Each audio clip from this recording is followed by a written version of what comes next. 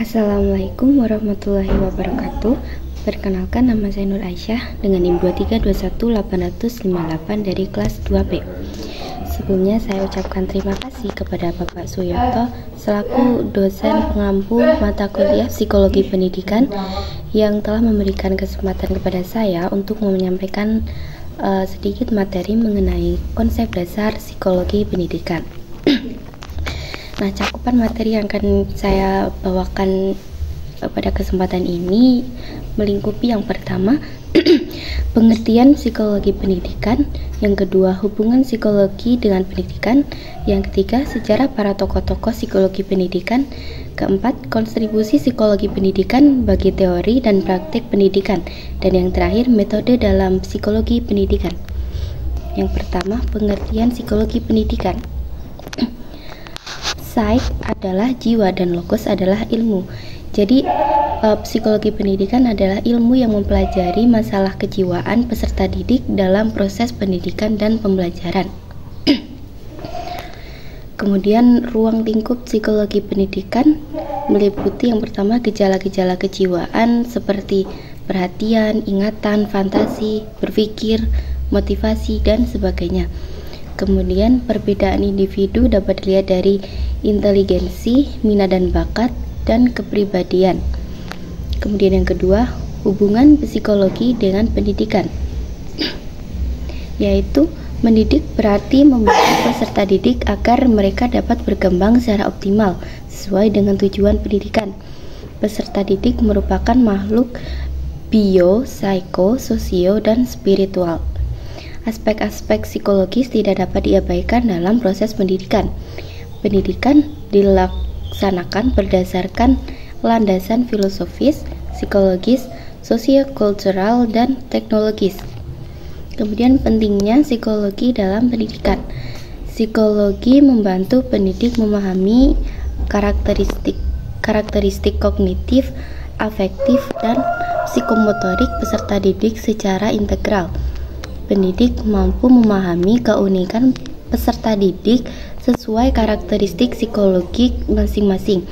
Pendidik mampu mengatasi masalah belajar dan menciptakan lingkungan yang kondusif serta menyenangkan bagi peserta didik. Kemudian kontribusi psikologi terhadap pendidikan. Yang pertama, membawa perubahan anak didik dalam proses pendidikan. Kemudian yang kedua, sebagai pengaruh pembawaan dan lingkungan atas hasil belajar. Yang ketiga, hubungan antara teknik mengajar dan hasil belajar.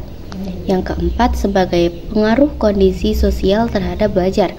Yang kelima, pengaruh interaksi pendidik dan peserta didik. Yang terakhir, pengaruh perbedaan individu terhadap kemampuan belajar. Kemudian ada definisi dan tujuan pendidikan. Menurut Phoenix, education is the process whereby persons internally guide the development of persons. Menurut Ki Hajar Dewantara, pendidikan adalah tuntunan segala kekuatan kodrat yang ada pada anak-anak agar mereka sebagai manusia dan sebagai anggota masyarakat dapat mencapai keselamatan dan kebahagiaan yang setinggi-tingginya. Kemudian ada definisi dan tujuan pendidikan. Menurut TAP MPR nomor 5/MPR tahun 1973, pendidikan pada hakikatnya adalah usaha sadar untuk mengembangkan kepribadian dan kemampuan di dalam dan di luar sekolah. Kemudian menurut UU RI nomor 2000 tahun 2003, pendidikan adalah usaha sadar dan terencana untuk mewujudkan suasana belajar dan proses pembelajaran agar peserta didik secara aktif mengembangkan potensi dirinya untuk memiliki kekuatan spiritual, keagamaan, pengendalian diri, kepribadian, kecerdasan, akhlak mulia, serta keterampilan yang diperlukan dirinya, masyarakat, dan sebagainya. Kemudian ada definisi dan tujuan pendidikan. Pendidikan adalah tuntunan, pimpinan, bimbingan yang dilakukan secara sadar atau sengaja oleh seseorang atau sekelompok orang kepada seseorang atau sekelompok orang. tuntunan, pimpinan, dan bimbingan tersebut dilakukan dengan maksud membantu perkembangan si terdidik ke arah tujuan tertentu. Kemudian ada sejarah para tokoh psikologi pendidikan. Yang pertama ada Demokritus. Kemudian yang kedua ada Plato dan Aristoteles. Kemudian yang ketiga adalah John Amos Comenius tahun 1592 sampai tahun 1671. Seorang ahli pendidikan dari Ceko, bapak pendidikan modern. Kemudian baginya anak jangan dianggap sebagai miniatur orang dewasa. Terus pembelajaran hendaknya dapat menarik perhatian anak. Lakukanlah dengan menggunakan alat peraga sehingga anak dapat mengamati, mengalami, dan menyelidiki. Kemudian yang keempat ada Jean-Jacques Rousseau tahun 1712 sampai 1778, seorang pemikir dari Prancis yang mengatakan bahwa segala-galanya baik ketika datang dari tangan Sang Pencipta, segala-galanya memburuk dalam tangan manusia.